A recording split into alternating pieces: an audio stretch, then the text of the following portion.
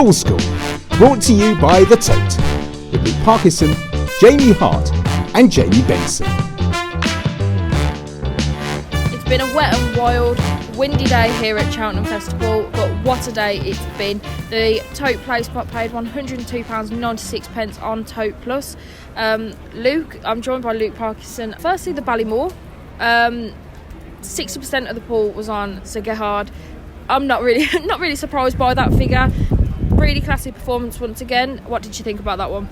Yeah, I thought it was a brilliant performance from Sir Gerhard. He was one of my fancied runners of the week, and all the talk really from the Mullins camp was that it was going to be a really strong performance. They obviously opted for the Ballymore instead of the Supreme, and he's looked a good choice now. He stayed on well in tough conditions. It was the first race of the day, so it wasn't as bad as it's ended up getting, but again, another great performance, and it was good to see our Tote ambassador Danny Mullins, a mud-splattered Danny Mullins, if you head to our social channels to check out that, who came third on What Do You Want. So yeah, good start to the day.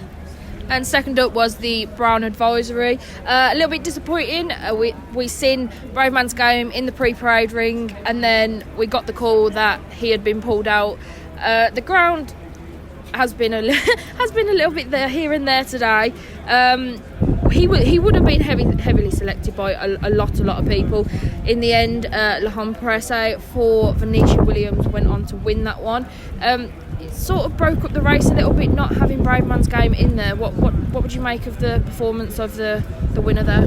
Yeah, obviously it was gutting not to see Brave Man's Game. He was one of our main British hopes for the festival. Big fan of Paul Nicholls, but he always does right by his horses. He'll always says that Rome isn't built in a day, so there's no point in running on bad ground to then affect performances later down the line. So ultimately it was the right decision to be made, and Nicholls is the right man to be making it. But I thought La Presse, that was another great performance out off the front. Again, he was the least mud splattered of the lot, and that probably was the reason why he ended up winning on the day. And the third race of the day is the Coral Cup. 50-1 winner. Not very many people had him in their play spot. I picked him following Jamie Hart's tip, one of the Tote tipsters. What did you think of the performance? It was a cracking finish, to say the least. Yeah, absolutely. It was a great finish and a great shout from who people will know from Pool School podcast. Jamie Hart picked that out and mentioned it to us at a huge price, 50-1, so fair play to him. Then we head into the feature of the day, the Champion Chase. We all thought it was going to be a Shishkin and Nergamine head-to-head. Shishkin sadly pulled up, and Nergamine went on to win with 20% of the pools thinking that he would do that. What did you make of the performance? It was a bit of a broken up race. It probably wasn't the best Queen Mother that we've ever seen, but a classy performance nonetheless. Yeah, I think so. I think the ground obviously killed off the race as a spectacle for the neutral anyway. It wasn't a brilliant one for the eye, and with plenty of people being on Shishkin, I think over 50% of the pool were on him, 58% of the pool were on him in the play spot. So to see him struggle from the off, really, he didn't kick off well, and then Nico was niggling away all the way around the first circuit and ultimately pulled him up, which is not really what we want to see in a race of that calibre. So Energamine, I think, was just the best of the runners on that ground. Whether in time it turns out to be a brilliant champion chase and Energamine dominates the division, I think Shishkin will be back on better ground, and I don't think it'll be that way again. So I'm joined by Paul Townend, who had a double here today at Cheltenham. Paul, you started off with a brilliant one with Sir Gerhard in the opener. Yeah, proper performance, I thought. Pulled hard in that ground and stayed going really well, jumped really well for him. Yeah, and he looks like a potential superstar. Obviously 2 wins now at the Cheltenham Festival, and it's only onwards and upwards for him. Yeah, sign of a really good one the way he stayed going today, I thought. Brilliant. And obviously the champion chase was spoilt a little bit by the soft ground, but that didn't bother you with Energamine, who a nice ride to get up there in difficult conditions. Yeah, I'm sure him and Shishkin will meet again. He was beat very early today, but our lad deserved it after putting up a trillion performance and coming out the wrong side of the race in Ascot. Do you think that the ground was key to it today, or was he just the best horse anyway and it just didn't work out to plan at Ascot? On the day, he was the best horse without a doubt, yeah. Perfect. Thanks, Paul. Cheers. Nice one. Thanks very much. And then we go to the cross country. Today was always going to be a bit of an emotional one. The talk of Gordon Elliott's camp was that Tiger Roll was going to be retired. Michael O'Leary confirmed that after the race. Sadly, he got picked on the line to Delta Work, his stablemate and the same owners. Michael did say he wished it could have been the other way around. What did you make of it? Obviously, Delta Work won, so we have to talk about the winner. but Tiger Roll is the people's horse. He always has been, and you've seen the reaction at Cheltenham. The crowds were buzzing when he come into the parade ring and did his lap of honour. What did you make of the race, and what do you think of Tiger Roll overall, really? Yeah, Tiger Roll's a legend, absolute icon of the sport. He's sort of the people's horse for this generation of sports fans, really, from winning the Grand National twice, and what he's done here at the festival. He's just a horse of a lifetime, really, and to think that he was bred to run on the flat and not come over jumps just shows you that anything really can happen. Today I thought he was superb, to be honest. We've seen him this morning on the gallops and he was bouncing around with Davy Russell. Looked really fresh and raring to go considering his age, and that it was talk of him would be his last race today, which it's ended up being. But to do it on the soft ground, I thought was a really good performance, to be honest, just to get that close. Obviously the fairy tale didn't quite happen, and I imagine there'll be a few in the camp there who'll be saying that he could have just been let through or whatever. But again, that's what racing is. Sometimes you win, sometimes you lose, but don't take anything away from Delta Work. He was well supported in the market and on the play spot, so it wasn't a surprise to see him win. But we'd have all liked Tiger Roll to have been roaring home, and had it not been for Honeysuckle winning yesterday and the reception they got, that would have been the reception of the week. But I think even still, Honeysuckle's reception back in the parade ring probably just pipped it. And the final race of the play spot, another maybe a surprise victory there for Global Citizen. Not very many units, 25.11 units chose that horse.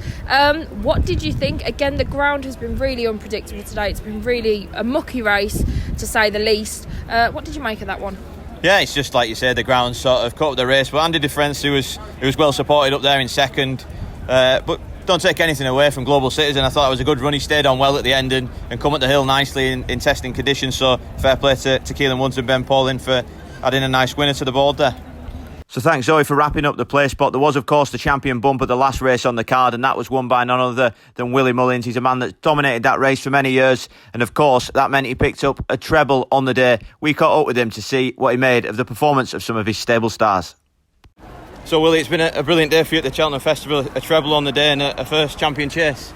Thank you. Yes, it's been very it was fantastic. Sir Gerhard started off the day well, and then Energamine was very good, and Facile Vegan, the bumper, just finished it off. It was fantastic. Yeah, and I imagine makes it even sweeter. Obviously the ground sort of went against almost everything today, but you still come out on top, and especially Energamine, who just loved that ground. He loved it. I thought it was very brave of Nicky to run Shishkin. I imagine they didn't think the ground would suit him at all, but they lined up, and you could see from the very start that Shishkin wasn't enjoying the conditions. So very brave of them, and he lives to fight another day, and hopefully we'll have another match sometime.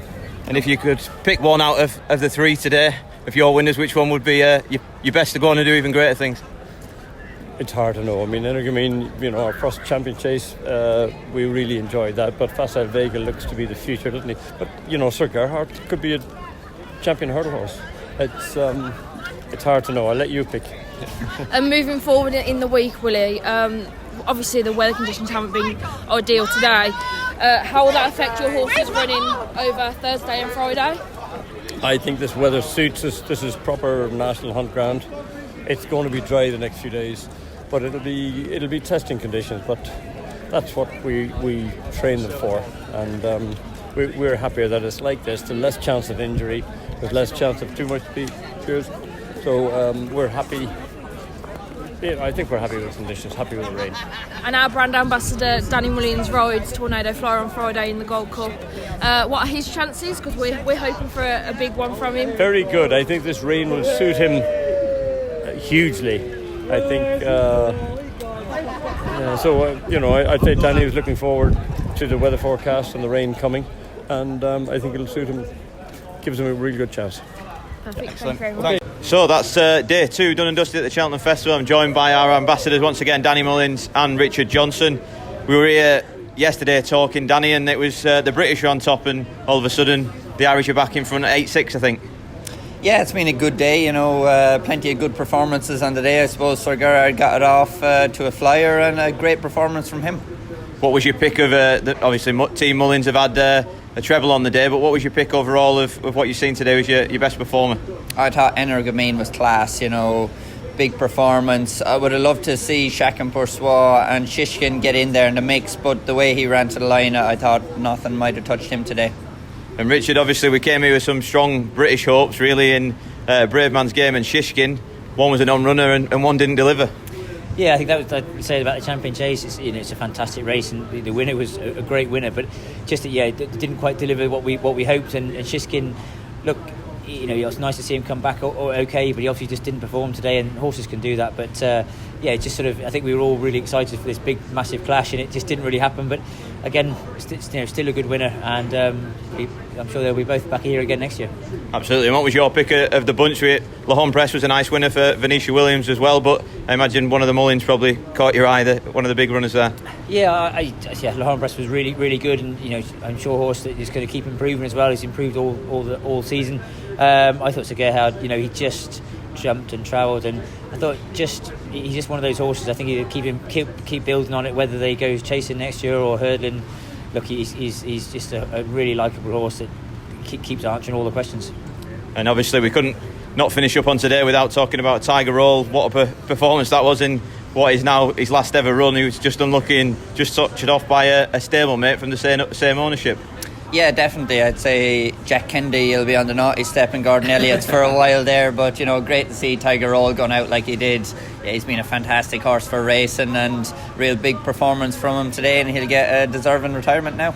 And he certainly did, near enough make everybody roar here at Cheltenham one last time. Yeah, exactly, and he lost nothing in defeat, to be fair. Like they battled right to the line, and for a 12-year-old to come and do that, trying to win his sixth race at Cheltenham Festival, it's incredible. So for me, he got the send off he deserved after, even though he didn't win. And Delta Work, he's a Grade 1 winner. So I think it's just a brilliant race to watch, and it's nice to see a horse finish in that sort of way. And on to day 3, Danny. This is a big day for you. Obviously, Florian Porter is a big name and one of your leading hope for the week anyway. How are you looking forward to tomorrow? Yeah, I can't wait. I suppose the rain falling, I don't see that as any inconvenience to him. He's in great nick at home. That bit of work where American Mike was behind him is reading fairly well now. And all systems go for tomorrow. Brilliant, best of luck with that. And obviously Richard, a horse in that same race that you've rode plenty of times, Time Hill, will be going there with a strong chance, and I imagine the rain will help him. Yeah, I don't think he'll mind the rain. I think it's on the new course tomorrow as well. It's fresh ground, and I think that this rain's supposed to stop at some point tonight, and then hopefully the dry morning. I think it'll be I'm sure to be probably soft ground tomorrow, but actually should be in great condition. And I think the Stairs is a very, very open contest, and I'd love to see Time Hill obviously win for the obvious reasons, but I think there's 3 or 4 horses that go there with a great chance, and it's probably one of the most competitive championship races of the festival. So hopefully it'll be great to watch. Absolutely, and we kick off with a good one. Bob Ollinger in there against Galloping Deschamps. There's only 4 runners in that race, Dicky, but it should be a brilliant renewal of that. Yeah, I think it's almost Jimmy. It's probably it's one of the, everyone's been waiting for this race. There's such big hype about both horses. They're both extremely good, and it's going to be a bit of a match really. The other 2 horses in the race are decent horses, but they're not probably on these of this quality. But these horses, it'll be a case of who makes the run-in. I presume Galloping Deschamps will make the run-in. He's exuberant. He stays. It's how good if Bob Ollinger can get his jumping together and attack him up the hill. We could see 2 stars tomorrow, and that's what racing is when you've got 2 horses taking on. Hopefully we get a good fight at the end. Yeah, fingers crossed we don't have any more non-runners. Galloping Deschamps, Danny firstly, and then obviously in the Ryanair later on the day, Allaho, who could be the best bet of the week for Team Mullins, who've done well today.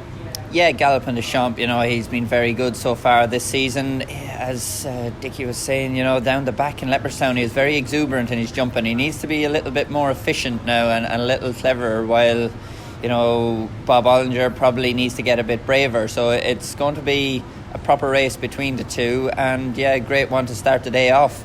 And getting on then to Allaho in the Ryanair. He looks untouchable. This ground won't be any issue to him, and what he's done, over the course of the last year, it's been unbelievable. And you'd expect another big performance there. Absolutely, we'll look forward to it, and best of luck, Danny, with Florian Porter. Now we've heard from Danny and Dicky, it's time to have a look at tomorrow's action. First up, we've got the Turner's Novice Chase, which has been very highly anticipated. Bob Ollinger taking on Galloping Deschamps. Luke, what team are you on? I've got to say I'm a Bob Ollinger fan. I loved his performance here last year, just when he came and stared down the neck basically of Braveman's game, who obviously we didn't see run on Wednesday at the festival, a non-runner, but I think Bob could be the one on Thursday. Really, really excited by what he can do. I know he's not been perfect this season, but I think with Henry having the winner with Honeysuckle already in the week, he's got his stars primed, so there's no excuses. Goes out there. I know he'll place Galloping Deschamps, who's a class contender in this, but if you're having a play spot, I'd be putting both of them in. I'm hoping at least one of them is in the. Obviously, you only got 4 runners, so you maybe pick all 4 and just go with it as Jamie Hart or Jamie Benson normally tells us on Pool School. Just perm them up with all 4 there, and it doesn't matter. Then you're into second leg. Yeah, the betting is very, very close between them, so nobody can call it. It could be the race of the festival, who knows. We then move on to the Pertemps Network final handicap hurdle. These are always wide open every single year. Can you pick a winner, Luke? Can you pick a big outsider that's going to place? Where are you at the moment? Yeah, it's always odd to see these kind of races, isn't it? You're almost looking for something that's going to get backed or some money's going to come in the market. One who I do like is the Jam Man for Ronan McNally. Always seems to be in and around the places and has run well here before. And again, another Irish runner comes across. Mark Walsh is on board, so I think in terms of play spot proposition, I'd be having the Jam Man to maybe outrun his odds slightly. No, the Jam Man always seems to perform pretty well when he runs, so it's probably not a bad shout. Third up, we then move on to the Ryanair Chase. We have a clear favourite here, Allaho. Can anything beat it? In a word, no. This is the best horse in training for me at the minute. I think he was campaigned over a little bit too far in the early part of his career and was ran in the RSA and stuff over 3 miles. He's got his trip now, and as we seen last year when Rachel rode him, wow, that was unbelievable. Paul rides this time, and if he can just do the same, just go and watch the replay. If I was Paul Townend, I'd just go and watch that and just do exactly the same again. He's been good enough this season, and there's no signs to suggest anything other but an Allaho win here. You've got Conflated in the market, who obviously won the Irish Gold Cup. I don't know whether he'll get involved in this with the pace that Allaho shows and a bit of stamina in there. Shamblu would be an interesting contender. He looked like he was going to bolt up in the Charlie Hall Chase early in the year. I was there that day, but then tipped up. So again, there's questions over the others and there's not any over Allaho, so that's my pick. Yeah, the betting seems to suggest that a lot of people are going with Allaho at the moment. We then move on to the race of the day, the Stayers Hurdle, and our ambassador Danny Mullins is riding Flooring Porter. Does Danny win? Hopefully yes, from everyone at Tote. If not, who would you be looking at for your play spot, Luke? Yeah, like you say, Danny would definitely be going into my play spot here. Flooring Porter is the pick for me in this. I think he was unlucky at the start at the last time earlier in the season against Classical Dream when he got a bit of a head start, and Danny still clawed back a few lengths and wasn't a million miles away at the finish. If he can get off on level terms, I think that'll be all right. One I just keep coming back to is Champ. I just think with the ground going a little bit softer, and we know what he did in the RSA, staying on like an absolute train to win that a couple of years ago, so he would be a contender for me if he can produce what he did at Ascot. I think that'd be pretty decent. So Flooring Porter and Champ would be the two going in my play spot. And I think the one that I do want to quickly mention is Paisley Park. He won here not too long ago, pretty impressively I'd say. Where do you think he can go tomorrow? I quite like the look of him, but I don't know how popular that opinion may be. Yeah, I'm a bit undecided on Paisley Park now. He's had too many poor days at the office for me to stick with him. I wouldn't go with him any faith. It wouldn't be a surprise, obviously, if he won it. We've seen him do it before, but I'd be more interested in others, to be honest, than Paisley Park. We then move on to the Craft Irish Whiskey Plate Handicap Chase. Again, this one, the betting suggests it's a wide open race here, Luke. Who have you got your eye on tomorrow? Yeah, he's actually just walked past us, to be honest. Fergal O'Brien puts Imperial Alcazar in here, and obviously connections have always liked winning races here at Cheltenham. This was a 10-length winner of a Novice Handicap over course and distance last time, so he'd have strong claims, and I think it'd be a real good shout for your play spot anyway, and one I think can go really well. I really like the look of Fusey Raffles here. Another English pick. I just like that horse, and I think the Double Greens deserve a winner this week. So that would probably be where I'm going to go. Next up is the Ryanair Mares Novice Hurdle. Again, it could be a very exciting race. We've got plenty of mares at the moment that are really, really performing. Who have you got your eyes on? Yeah, it's hard to go away from Willie Mullins in these mares races. He always does so well with them. I think Dino Blue could be a bit of a banker, to be honest. He's won last time on heavy ground, going 15 lengths clear at Clonmel. Clonmel's, I was there not that long ago with our Tote ambassador Danny Mullins, and that was deep ground there. So I think she would definitely have a chance. And Danny has a ride in this Statuary who he has won with before, so again that might be one as an outsider to throw in your play spot and cheer on Danny. Yeah, and that horse has also won over distance. It's important to remember, so she can clearly go the distance. So that's the 6 races for tomorrow's place, but that is mine and Luke's opinion. Don't forget to head to tote.co.uk or use our app to claim your free place spot every day of the Cheltenham Festival.